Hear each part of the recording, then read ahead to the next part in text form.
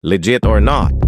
Umaalingaw-ngaw ngayon ang matitinding tanong tungkol sa mga pondong umiikot sa loob ng Bureau of Corrections o BUCOR. Ayon sa mga kumakalat na ulat, may ilang opisyal at individual umano sa loob at labas ng ahensya na tumatanggap ng komisyon mula sa catering, procurement at infrastructure projects. Sa catering pa lang, tinatayang mahigit 45,000 PDL ang pinapakain araw-araw.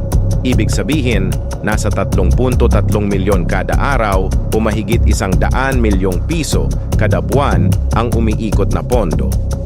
May mga aligasyon na hanggang 30% umano ang napupunta sa ilang sektor bilang komisyon mula sa ilang kontrata at proyekto, bagay na nananatiling hindi pa napapatunayan.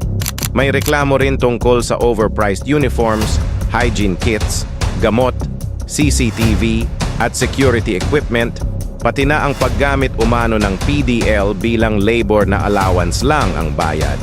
Dahil dito, nananawagan ng publiko ng full audit, investigasyon at transparency mula sa DOJ, COA at Kongreso.